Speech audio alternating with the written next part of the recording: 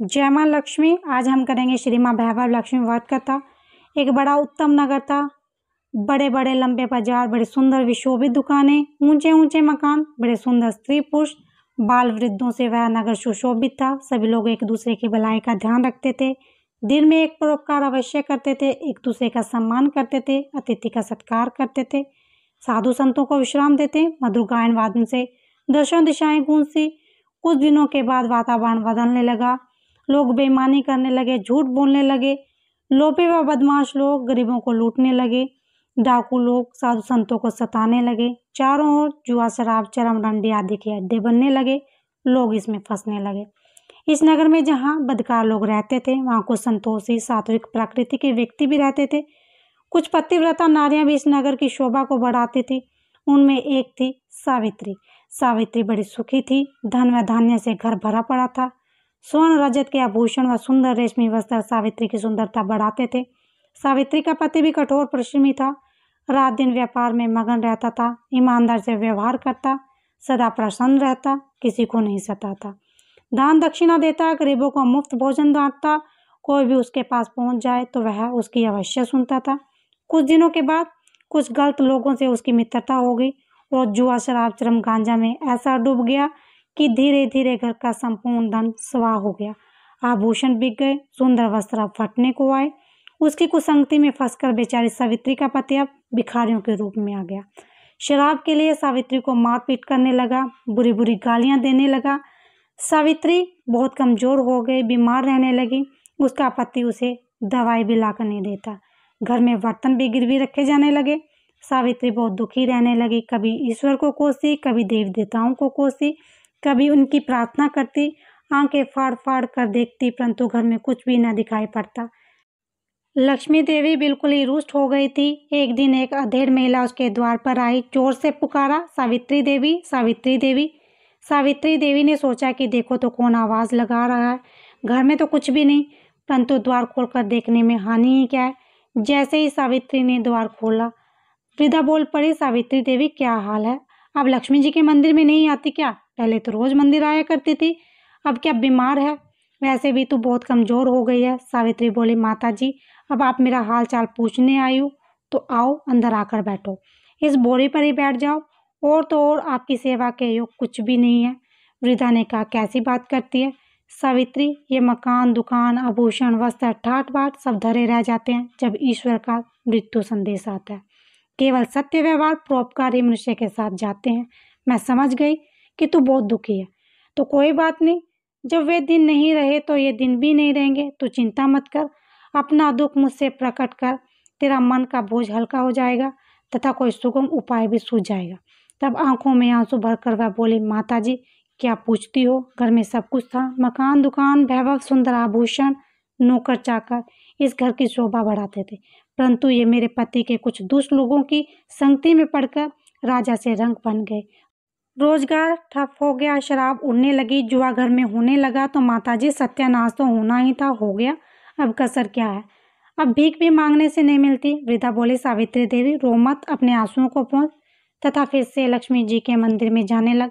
तेरे पास अगर कुछ भी चढ़ाने को नहीं तो धन की माता के सामने हाथ जोड़ सकती है, उनके पैर छूकर अपने माथे से लगा सकती है, फिर देखना सावित्री की क्या से क्या होता है।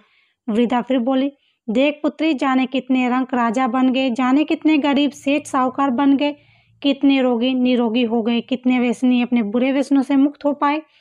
पुत्री तू चिंता मत कर, नित्य एक बार मंदिर में आकर धन की देवी माँ लक्ष्मी जी के दर्शन कर। ऐसा करने से तेरा कष्ट दूर होगा। फिर जब मिलेगी तो मैं तुझे महालक्ष्मी का व्रत, पूजन व उपासना बताऊंगी।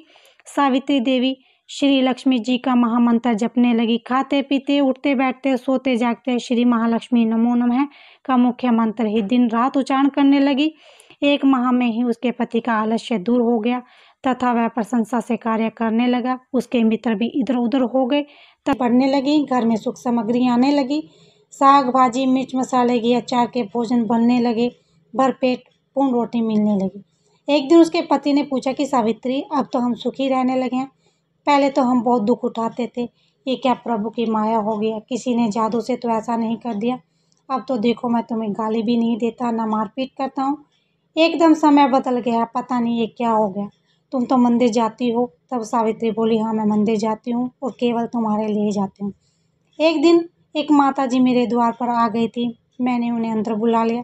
तब उन्होंने मेरी व्यथा सुनकर मुझे लक्ष्मी जी का ध्यान बतलाया। बोली कि तू इस श्री लक्ष्मी सदा सहाय का मंत्र सदा जाप करती रह। जब कुछ तेरे जीवन में सुधार दिखे तब मुझे मिलना। मैं तुम्हें श्री लक्ष्मी जी की पूजा व उपासना बताऊंगी। उसका विधिवत व्रत करने से तेरे फिर से वही दिन आ जाएंगे जैसे पहले सोना चांदी से तू खेला करती थी। ऐसा सुनकर सावित्री के पति बोले कि हे प्रियतम, तुमने श्री महामंत्र का जाप कर मेरे जीवन में वो सुधार ला दिया है। हाँ, उस माता जी की खोज कर उनसे मिलो जिन्होंने श्री लक्ष्मी जी की पूजन व उपासना की विधि बताने का वचन दिया था। तभी द्वार के किवाड़ों पर खटखटाहट हुई। सावित्री ने आकर द्वार खोला तो देखा कि वही वृद्धा द्वार पर खड़ी है तथा बड़ी प्रसन्न मुद्रा में है। उसके पतिदेव ने भी द्वार की ओर देखा तो उसने देखा कि कोई वृद्धा बड़े सुंदर लाल वस्त्र पहने, माथे पर सोने का मुकुट लगाए, बड़े प्रसन्न मुद्रा में सावित्री से बातें कर रही है। इधर सावित्री ने उस माता जी के चरण छुए तथा उन्हें वहां पकड़कर अपने कमरे में ले गई। उन्हें चौकी डालकर प्रेम से बिठाया, शरबत बनाकर पिलाया। सावित्री को वह माता जी उसी पहनावे में दिख रही थी जैसे कि वह पहले द्वार पर आई थी। वृद्धा ने कहा, सावित्री अब तो तू प्रसन्न है ना? अब तो तू निरोग भी दिख रही है। लक्ष्मी जी का मंत्र जपती हो या नहीं? कहीं फिर से तो नहीं भूल गई? सावित्री बोली, नहीं माता जी, मंत्र को कैसे भूल जाऊंगी। उसी मंत्र के प्रभाव से तो हमारे संकट कटे हैं। अब तो बड़ी शांति है, सुख है। माता ने कहा, सावित्री देख, ये सब श्री लक्ष्मी जी की कृपा से है। इसके मंत्र में अपार शक्ति है। फिर पूजा व उपासना की बात की। सावित्री बोली, हाँ माता जी, मुझे याद आ गया। उसने मुझ पर महालक्ष्मी जी की पूजा व उपासना के विषय में बतलाने को कहा था। सो अब हम पहले से बहुत सुधार में हैं तथा 2 समय की रोटी बड़ी खुशी से भरपेट मिल रही है। माता ने कहा, अरे पगली, तू फिर वैसी ही हो जाएगी जैसा कि पहले गरीबों को खाना बंटवाया करती थी। अब सुन, मैं तुम्हें श्री महालक्ष्मी जी की पूजा उपासना का वर्णन करती हूँ। तू ध्यान लगा कर सुन। कोई भी व्रत जब तक विधि पूर्वक नहीं किया जाता उसका फल नहीं मिलता। वैसे घर में यदि सोना गहने हो तो उसकी शास्त्रीय विधि से पूजा उपासना करनी चाहिए। माँ लक्ष्मी का व्रत शुक्रवार के दिन किया जाता है। प्रातःकाल जल्दी उठकर स्नान करें। हर समय मुंह में जय माँ लक्ष्मी का उच्चारण हो। व्रत प्रारंभ करते समय यह भी संकल्प लें कि मैं इस व्रत को 7, 11, 21, 31, 51 या 101 शुक्रवार करूँगी। प्रारंभ में थोड़ी अवधि का भी संकल्प लें। यदि इस अवधि में मनोकामना पूर्ण हो तो व्रतों की संख्या बढ़ा देनी चाहिए।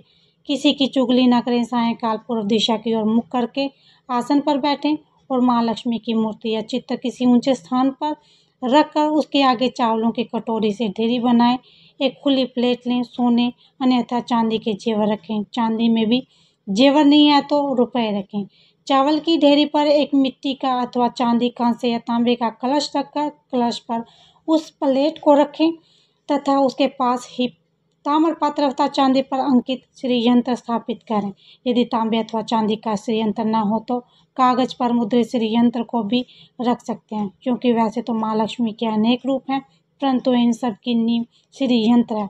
अतः वैभव लक्ष्मी माँ के पूजन करते वक्त सर्वप्रथम श्री यंत्र और लक्ष्मी जी की विधि रूपों को सच्चे मन से दर्शन करें। श्री यंत्र तथा कलश की स्थापना के पश्चात जल, रोली, चंदन, चावल, फूलों से यंत्र, कलश तथा सोने चांदी का पूजन करने चाहिए। अगरबत्ती जलाकर धूप देनी चाहिए तथा श्री यंत्र के पास दीपक जलाना चाहिए। इसके पश्चात लक्ष्मी स्वयं पाठ करना चाहिए। बताशे अथवा शक्कर तथा 5 प्रकार के फलों से भोग लगाना चाहिए। आटे को घी में भूनकर तथा उसमें चीनी मिलाकर तैयार करें। पंजीरी का भोग भी लगाना चाहिए। पूजन करते समय अंत में माँ लक्ष्मी की इस प्रकार अर्चना करनी चाहिए, हे माँ वैभव लक्ष्मी, आपके अनेक रूप हैं। आप ही सारे विश्व में सुख प्रदान करती हैं। आप ही विष्णु पत्नी हैं। यहाँ वास होता है, वहाँ पर कभी भी दुख नहीं आता। मैं आपका यथाशक्ति भाव से पूजन तथा व्रत करती हूँ। अब मैं कृपा करके मेरी मनोकामना पूर्ण करें। मैं आपकी शरण में हूँ, मुझ दिन पर दया करें। माँ, जय माँ लक्ष्मी, जय माँ वैभव लक्ष्मी।